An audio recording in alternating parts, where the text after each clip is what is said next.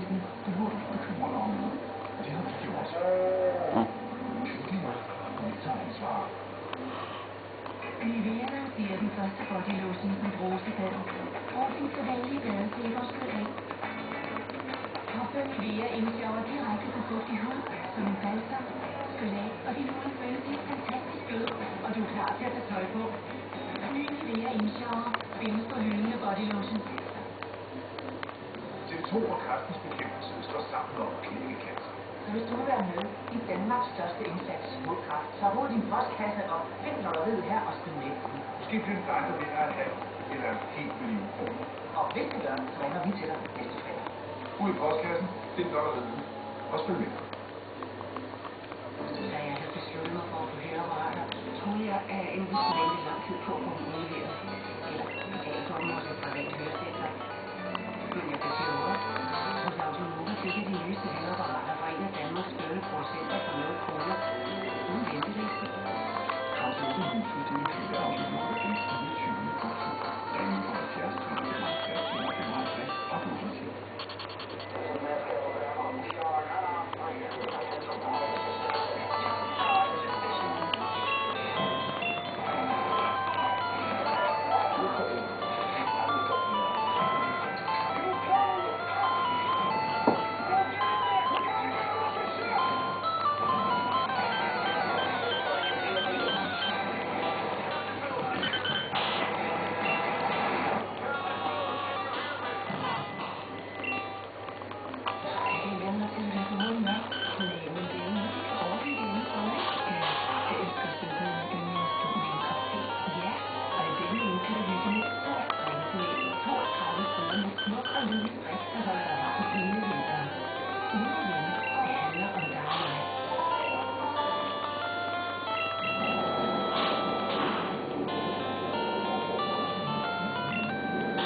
Det er det der.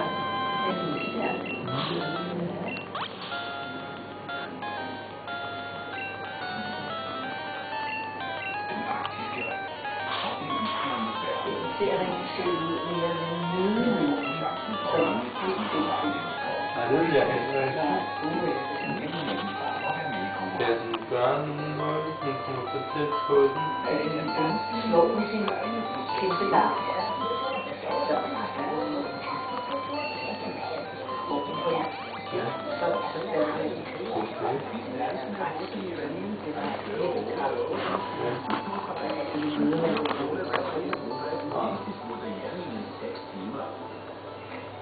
Vordingborg Køkkenet fylder 50 år. Derfor tilbyder vi 50% rabat i 50 dage. Vordingborg Køkkenet. Luksus alle har råd til.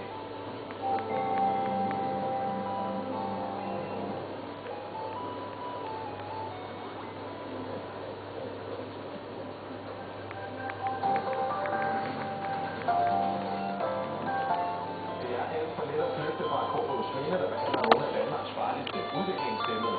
Det mener manden her, der stak af lørdags. Det er ikke klart. Det er Torløs. God aften.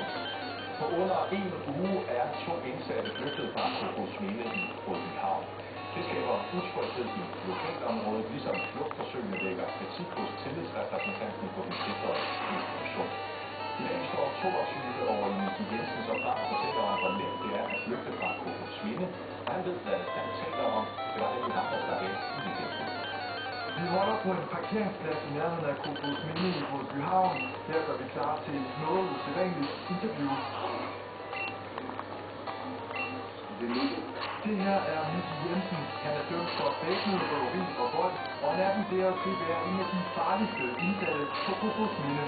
Miki Jensen er tilbage på institutionen, efter at han stak af i lørdag. Nej, det er klar. Det er Miki Jensens søster, som filmer vores samtale med ham.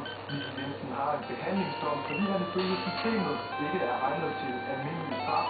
Og derfor har han og de andre indsatte flere rettigheder end almindelige kriminelle. For eksempel ret til ledsaget udgang af pædagoger. Og det var under sådan et besøg i kiosken her, at Miki Jensen flygtede i lørdag.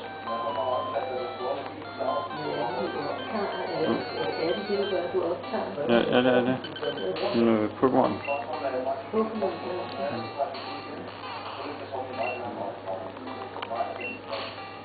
gjorde de så?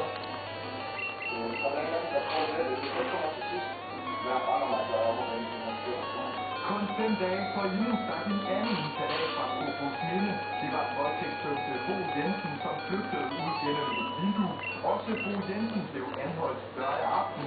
Det skete, da han opsøgte medarbejdere fra institutionen i hendes hjem.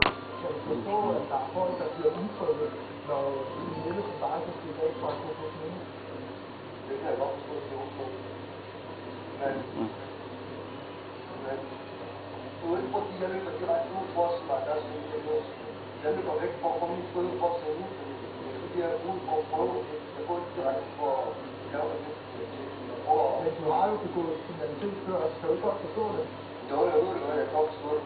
Ifølge Miki Jensen er der mange af de farligste indsatte, som taler om at stikke af. Alle siger jo, at jeg siger, at jeg ikke så længe til studie. Han har selv boet på Kofoedsminde i et halvt år. Han stak af, fordi han er usikker ved at være på institutionen. Det er også derfor, at han står frem i dag. Jeg håber på, at der sker noget, og folk slår mig, jeg ser, der sker på Kofoedsminde. Ja. Og I kan så se, folk flygter. Der skal man... det er jo kriminelle, forstår du? Miki Jensen blev anholdt af politiet kort tid efter, at han flygtede. Han håber på at komme ud i friheden på lovlig vis, men han kan ikke afvise, at han kan finde på at stikke af igen. Det er ikke så snart sker noget, så er jeg ikke færdig med at stikke af. Det kan jeg så sige. Christian Hansen, du fortsætter på Kofoedsminde. Jeg hører en indsat sige, at det simpelthen er for let at flygte fra Kofoedsminde. Det lyder helt som om, de har styrt sikkerheden. Ja, generelt så er sikkerheden i orden på Kofoedsminde. Men det er klart, at de områder der, hvor det er gået galt, der skal vi selvfølgelig sætte ind, og det gør vi også. Hvad mener du med det? Ja, altså vi går jo de procedurer igennem, som vi har i forhold til udgang, og så kigger vi på, hvad kan vi gøre for at sikre, at det ikke sker igen. Så det er åbenbart for nemt at flygte, siger han, og du har et overordnet ansvar. Det var en gang i tiden i et land, Danmark, det er udsendelse til hinanden, det kan vel sige køb. Han skal nogen i sidste pludselig købe en fløjte med dyster, så den skæld til fløjte.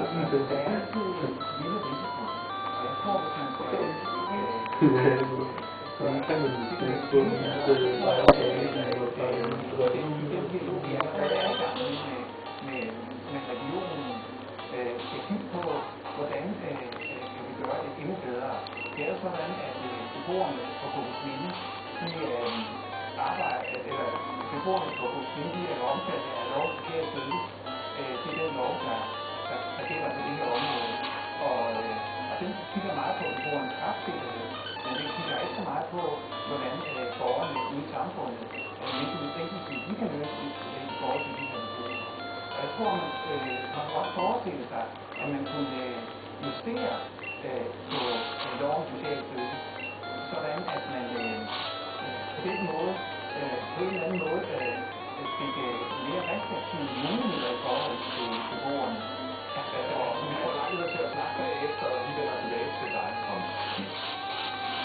Men først skal vi besøge en tidligere medarbejder fra en sikret institution.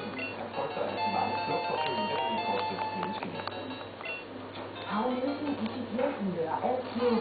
Han er tidligere ansat på Kofoedsminde, som hans kone arbejder der nu. Han har studeret adskillige fangeflugter fra den sikrede institution i medierne. I januar 2012 blev Paul Nielsen fyret fra sit job på Kofoedsminde på grund af sygdom. Ifølge ham selv viser han i dag af en svær situation og posttraumatisk stress. Alt sammen fordi han i over 3 år arbejdede på Kofoedsminde og dagligt blev truet af en tilfældes beboere.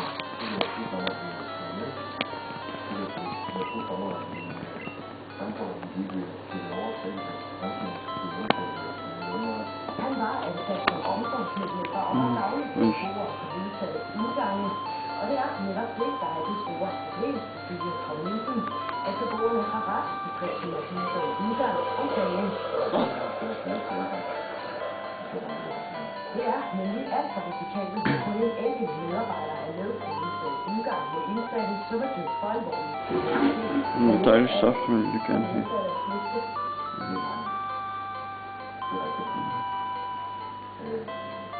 Man skal ikke være som beboer, før man skal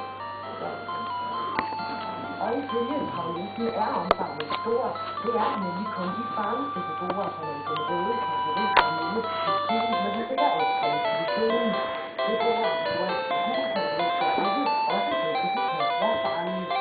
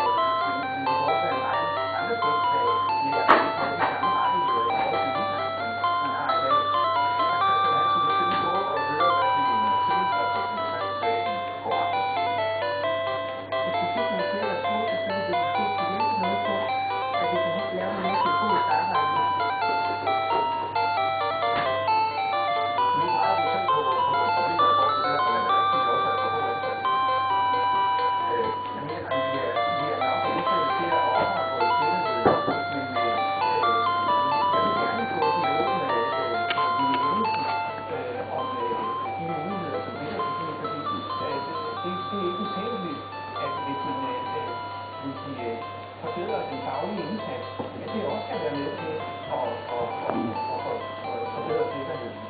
Så det vil vi meget gerne snakke om, og vi har allerede nedsat en gruppe, som arbejder med det, og vi vil Henningsen, hun er med i den gruppe. Så hun er på lejlighed til at præsentere det forslag her. Så hvorfor så kunne jeg ikke, at jeg har virkelig problemer i forhold til sikkerheden? Det gør jeg, ja. Tak skal du have. Og dermed ikke mere om proportionerne i pengeudsættelse. Nu skal det handle om noget helt andet. Næste kommune har nemlig succes med at give arbejde til borgere, der har fået for et fleksjob. Og en måde til de her baggrund, det er den enkelte forklaring. Den Sørensen på vej ud på dagens opgave. Der var jo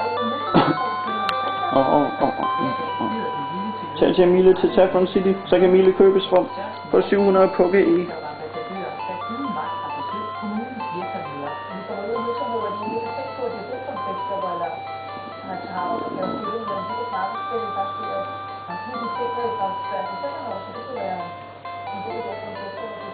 Og der er nok et forfærd på Jenny Sørensen.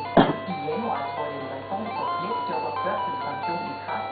Det betyder, at færre end tidligere skal få førtidspension. Hvad så, Anders Birkov? Gør det sådan ligesom sådan her? Dem, der har vundet på fleksjobambassadørens indsats, er Peter Bakker-Bergsen her. For 5 år siden fik han et skifteknæk i en trafikulykke. Nu har han fået arbejde på virksomhedens bondeskole.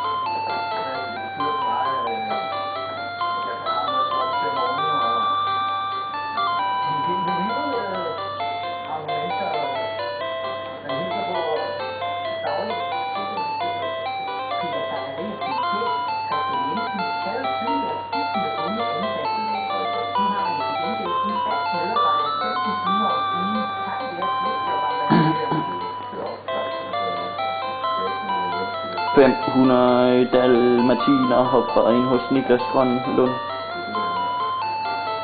Ambassadørernes mål er at få 36 personer i fleksjob i 2013. Det mål er for længst nået. Foreløbig har Jenny Sørensen og hendes kollega skaffet 37 job.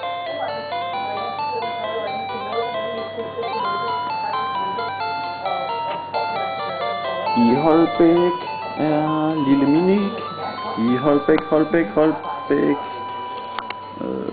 I Holbæk kommer Lance med ind med Dragon Pulse.